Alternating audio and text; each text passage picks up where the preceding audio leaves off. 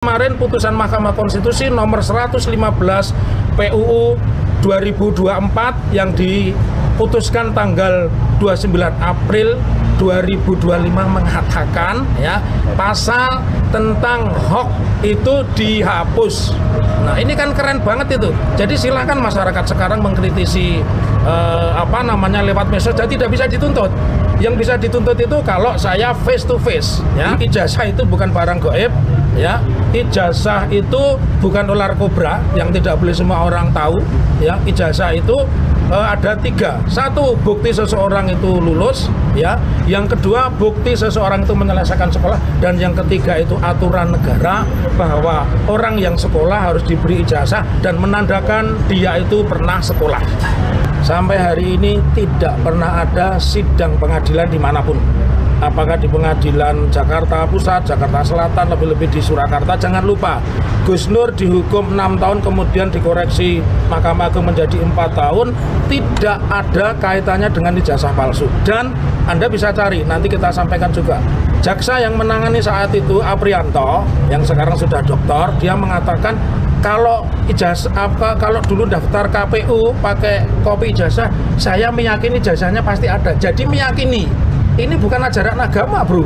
Ini bukti sekolah seperti Undang-Undang Sisdiknas, bukti tanda seseorang itu boleh menyandang gelar tertentu ya. Jadi kalau ada pelaporan, oke. Karena sampai hari ini itu tidak pernah dibuktikan secara ilmiah ijazah itu ada. Ya, jadi saya meminta mereka itu untuk tidak datang dulu dengan mengirim surat. Kemudian yang kedua, yang menjadi pertanyaan, saya pikir pelapornya tidak punya legal standing. Ini bedanya dengan ketika Gus Nur dan Bambang Tri. Ketika mereka diadili, Jokowi masih presiden. Sekarang Jokowi digugat dan sebagainya diperbincangkan bukan sebagai presiden. Jadi kalau ada pelaporan yang punya legal standing, tentu satu itu Pak Jokowi, yang kedua ahli warisnya. Ya, itu yang berhak. Bahkan kuasa hukum tidak berhak, karena yang namanya pencemaran nama baik, fitnah, ya, itu sebagaimana yang diputuskan oleh Mahkamah Konstitusi nomor 7/Romawi 7/29 dan juga di dalam peraturan Kapolri nomor 8 tahun 2021, pencemaran nama baik itu tidak bisa diwakilkan pelaporannya. Oke.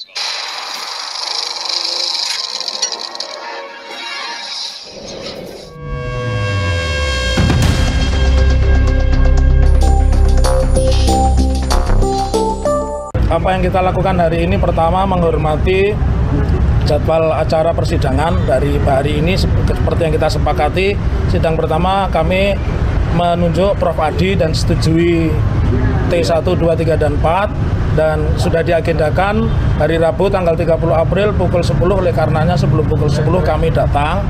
Lalu yang ingin kami sampaikan di dalam kesempatan ini, sidang pertama itu nanti pasti mediator Prof. Adi Sulistiono akan menawarkan kepada para pihak.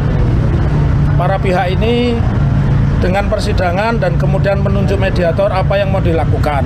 Biasanya yang sudah itu para pihak menyusun proposal, ya, proposal kaitannya dengan perkara ini. Oleh karenanya, kenapa? Oleh karena ini hari pertama, tentu kita tidak menyiapkan proposal, ya.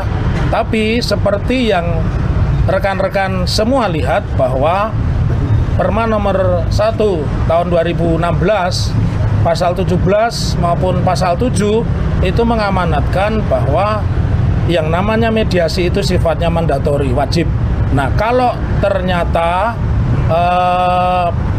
pertemuan pertama dan kedua itu tidak datang, boleh dikatakan bahwa para tergugat atau para pihak itu tidak beritikat baik. Ya.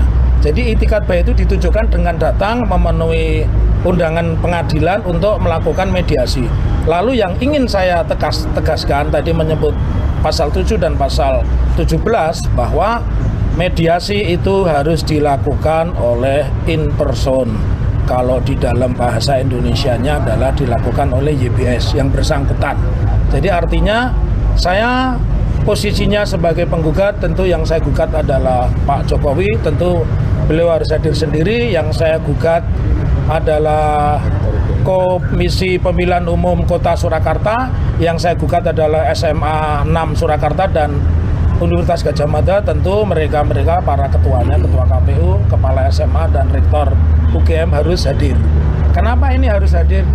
Disinilah sebenarnya arena yang paling terhormat, arena yang paling ilmiah, ya, karena di sini orang diuji dalam posisi yang sama sederajat para pihak untuk membuktikan bahwa kami mendalihkan bahwa ijazah yang beredar sampai hari ini, apakah yang dipasang pengurus PSI atau yang lain, bahkan yang dimiliki sekolah termasuk KPU pun, itu menurut saya belum bisa dikatakan sah.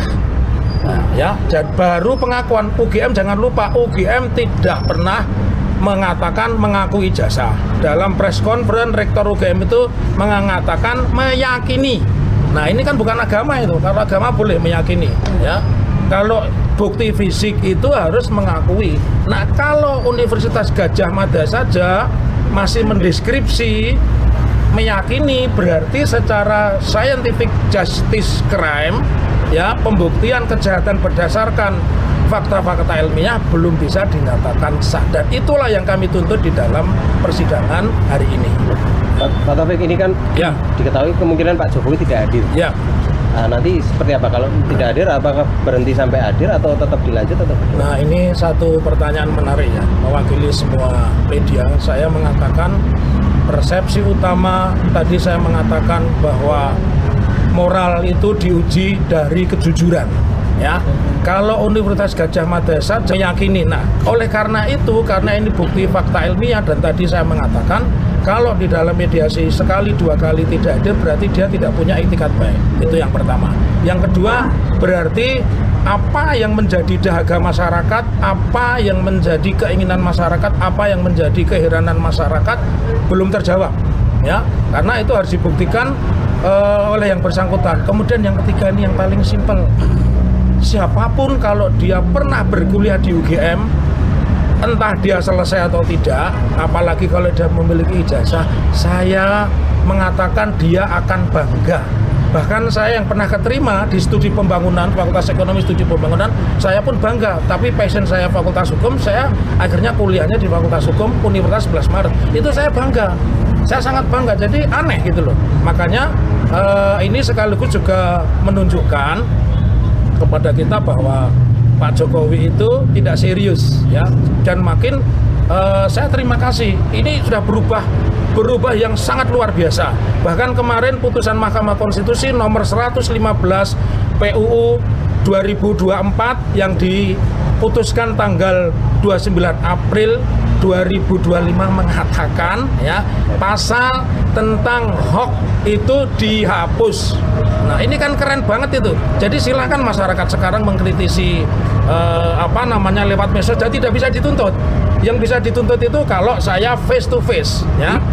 Jadi ini kemenangan yang luar biasa. Karenanya saya ingin mengatakan kenapa tidak berani hadir, dan saya pikir media massa juga akan menerima surprise seandainya beliau hadir, dan tentu bahkan mungkin kami tim ini akan pasang iklan selamat dan sukses Pak Jokowi alumni UGM. Itu kalau beliau datang dan menunjukkan. Kalau tidak, ya saya akan sampaikan, mohon maaf, kita punya waktu sampai 30 hari, saya akan maksimalkan minimal sampai 3 kali persidangan apakah Pak Jokowi itu hadir. Tetapi kalau kemudian diwakili oleh kuasa hukumnya dengan menunjukkan ini ijazah, dan seperti yang rekan-rekan alami, tidak boleh dipoto, tidak boleh didokumentasi, tidak boleh bawa kamera, ya saya tentu mengatakan itu bukan persidangan, ya. Karena esensinya sejarah itu bukan barang gaib. Ijazah itu bukan barang gaib, ya.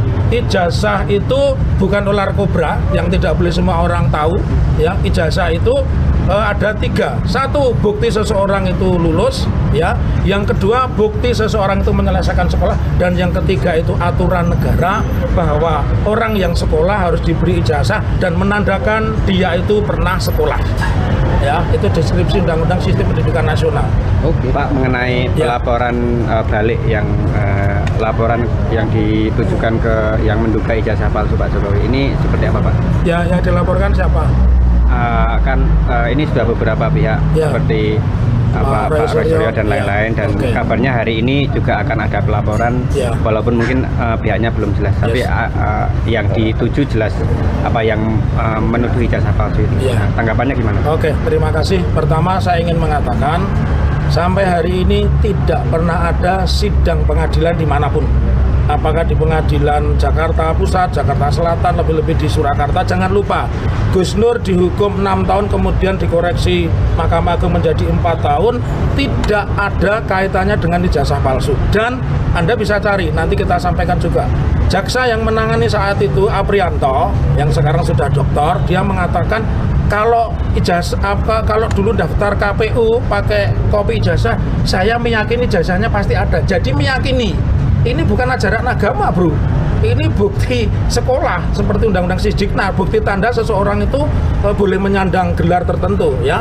Jadi kalau ada pelaporan, karena sampai hari ini itu tidak pernah dibuktikan secara ilmiah ijazah itu ada, ya. Jadi saya meminta mereka itu untuk tidak datang dulu dengan mengirim surat. Kemudian yang kedua, yang menjadi pertanyaan, saya pikir pelapornya tidak punya legal standing. Ini bedanya dengan ketika Gus Nur dan Bambang Tri. Ketika mereka diadili, Jokowi masih presiden. Sekarang Jokowi digugat dan sebagainya diperbincangkan bukan sebagai presiden. Jadi kalau ada pelaporan yang punya legal standing, tentu satu itu Pak Jokowi, yang kedua ahli warisnya. Ya, itu yang berhak. Bahkan kuasa hukum pun tidak berhak, karena yang namanya pencemaran nama baik, fitnah, ya, itu sebagaimana yang diputuskan oleh Mahkamah Konstitusi nomor 7/Romawi 7/2000 dan juga di dalam peraturan Kapolri nomor 8 tahun 2021, pencemaran nama baik itu tidak bisa diwakilkan pelaporannya. Oke ya. Agenda hari ini kan mediasi. Jadi mediasi ini bukan berarti bahwa kita itu minta damai. Tetapi memang mediasi ini kan diatur dalam KUH Perdata. Jadi kita Undang-Undang Acara Hukum Perdata. Jadi memang diwajibkan untuk bermediasi. Yang pertama itu. Yang kedua, kami tetap pada tuntutan, yaitu bahwa Pak Jokowi menunjukkan ijazah.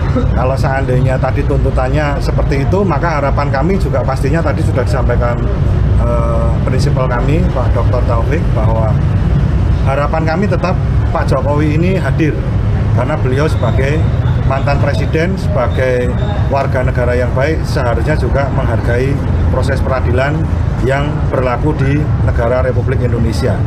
Jadi tidak ada alasan spesial dan lain sebagainya, bahwa kita itu sama. Setiap masyarakat itu berhak untuk mengetahui apa yang menjadi ijazah. Seperti ijazah itu kan dokumen yang bisa diperlihatkan.